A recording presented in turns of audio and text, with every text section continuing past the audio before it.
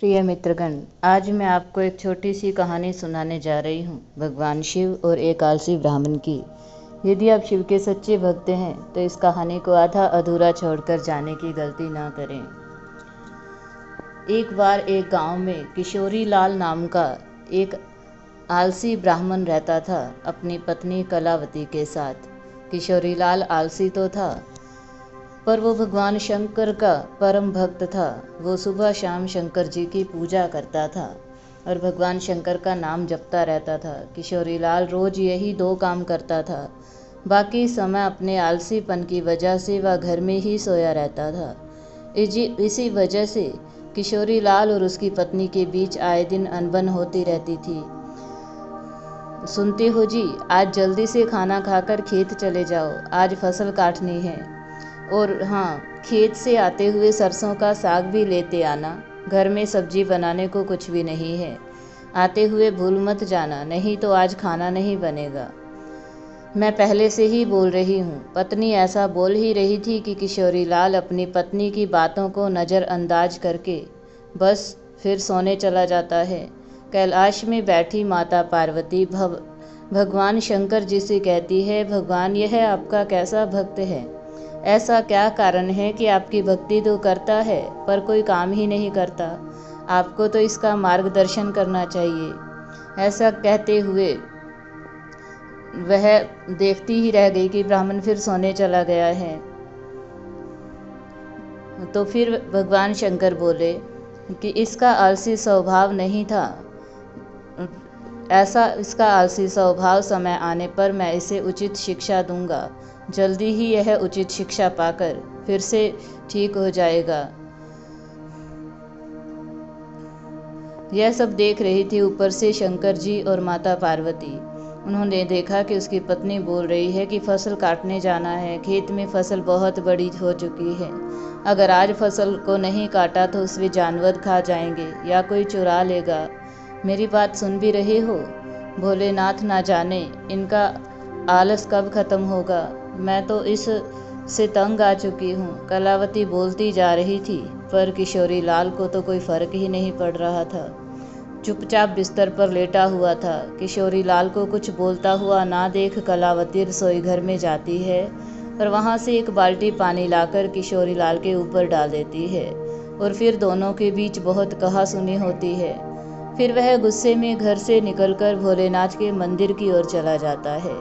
मंदिर जाकर वह गुस्से में शंकर जी से कहने लगता है, अगर मैंने आपकी भक्ति श्रद्धा पूर्वक की है तो मुझे वरदान दीजिए। ऐसा बोलकर किशोरी लाल रोने लगता है। उसके भक्ति भाव को देखकर भोलेनाथ स्वयं ही किशोरी लाल को दर्शन देते हैं और कहते हैं, बोलो मेरे परम भक्त, जो तुम्हारी इच्छा हो। मैं तुम्हारी भक्ति से बहुत प्रसन्न हूँ। बोलो तुम्हें क्या वरदान चाहिए? फिर शंकर जी को प्रणाम करके उनके सामने अपनी इच्छा प्रकट करता है, भगवान, मुझे ऐसी चीज़ दीजिए जो मेरी बात सुने और मेरा सारा काम कर दे।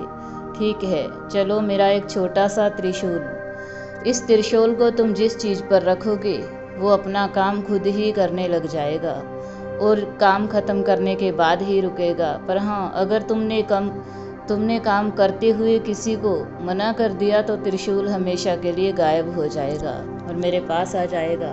किशोरी लाल बहुत खुश हो जाता है और मन ही मन सोचता है कि अब तो उसे कोई काम करना ही नहीं पड़ेगा। फिर वह त्रिशूल लेकर घर आता है और अपनी पत्नी को शंकर भगवान के वरदान के बारे में बताता है। ऐसे ही कुछ दिन गुजर जाते हैं। किशोरी लाल उसे त्रिशूल को पाकर बहुत खुश था।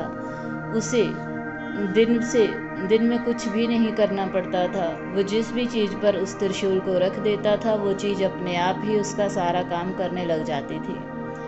ऐसे ही एक दिन किशोरी लाल को चाय पीनी थी। उसे चाय की बर्तन में त्रिशूल रखा और बोला, मुझे एक कप चाय बना दो।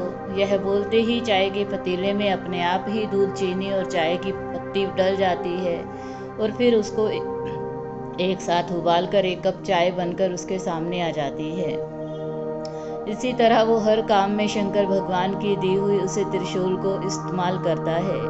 घास में पानी देना होता है तो त्रिशूल से अपने पानी देने वाली पाइप को छूकर पाइप को कहता है, पाइप यह एक बाल्टी पानी अपने आप से फूलों में डाल दो। पाइप को यह काम बोलकर किशोरीलाल घर के अंदर सोने चला जाता है और उसकी सोते ही लाइट चली जाती है। लाइट चली जाने के कारण पंखा बंद हो जाता है, पर किशोरीलाल बिना चिंता करते हुए अपने हाथ पंखे को कहता है, मुझे गर्मी लग रही है, जब तक लाइट ना आए तुम मुझे इस पंखे से हवा करो। किशोरीलाल के कहे अनुसार हाथ पंखा बिना देर किए हवा करने लग जाता है और जैसे ही लाइट आती है तो हाथ पंखा बंद हो जाता है। इस तरह वह अपने हाथ से बिना कुछ किए बड़ी आसानी से सारे काम को कर लेता है। फिर एक दिन किशोरीलाल को भूख लगी और अच्छे अच्छे पकवान खाने का मन किया तो खाना खाने बैठा। किशोरीलाल मन में बोलने लगा। ऐसा कहते ही प्लेट से तरह तरह के पकवान निकलकर किशोरीलाल के मुंह में जाने लगे। तरह तरह की मिठाई, नए नए स्वाद पकवान और बिना रुके अपने आप ही उसके मुंह में जाने लगे और वो बड़े मज़े से उन्हें खाकर आनंद ले रहा था। पर यह मज़ा कुछ देर तक ही था। थोड़ी देर में किशोरीलाल का पेट तो भर गया, पर वह खा नहीं पा रहा था और खाना था उनका रुकने का नाम ही नहीं था। प्लेट से भिन्न भिन्न प्रकार के व्यंजन निकलकर उसके मुंह में जा रहे थे। यह देखकर किशोरीलाल परेशान हो गया। वो जैसे खाने को मना करने जा रहा था तो उसे भगवान शंकर की बात याद आई कि अगर वो काम करते हुए त्रिशूल को मना करता है तो उसका वरदान हमेशा हमेशा के लिए समाप्त हो जाएगा। यह सब सोचते हुए चिल्लाने लगा। उसकी चिल्लाने की आवाज़ सुनकर उसकी पत्नी रसोई घर से बाहर आती है और किशोरीलाल को देखकर हैरान हो जाती है। फिर किशोरीलाल से उसकी पत्नी खाने को रोकने के लिए बोलती है, पर वो शंकर भगवान के दिए हुए वरदान को नष्ट नहीं करना चाहता था, पर आखिरकार उसे बोलना पड़ा। जैसे ही उसने खाने को रुकने के लिए बोला तो त्रिशूल भी गायब हो गई। किशोरीलाल त्रिशूल को अपने पास ना देखकर बहुत दुखी हुआ, पर अब वो कुछ भी नहीं कर सकता था। अब तक किशोरीलाल ने त्रिशूल को जो भी काम दिया था उन सबको काम खत्म करना है, यह भी अनजाने में सही से बोल दिया था, पर खाना खाते समय कब रोकना है ये बोला ही नहीं था, जिस कारण खाना बिना रुके उसके मुंह तक आता ही जा रहा था। और उसने बोला कि महादेव, अब मैं समझ गया हूँ, आपने मुझे ऐसा वरदान सबक सिखाने के लिए दिया था। मैं कितना बेवकूफ़ था जो आलस के कारण हर छोटे से छोटे काम को टाल दिया करता था। आपने मुझे सिखा दिया है कि छोटे छोटे काम के लिए किसी दूसरे पर निर्भर रहने से कितनी बड़ी मुसीबत हो सकती है। उस दिन के बाद से उसे आलस करना उसने छोड़ दिया और वो रोज़ सुबह जल्दी उठ जाता और रोज़ ही अपने काम पर खुद जाने लगा। खुद सुबह उठकर रोज खेत भी जाने लगा और सारे अपने छोटे मोटे काम खुद करने लगा। इस तरह उसका जीवन खुशहाल हो गया। और अगर ये कहानी आपको भी अच्छी लगी हो तो कमेंट में हर हर महादेव जरूर लिखें। चैनल को सब्सक्राइब करें और वीडियो को शेयर लाइक ज़रूर करें।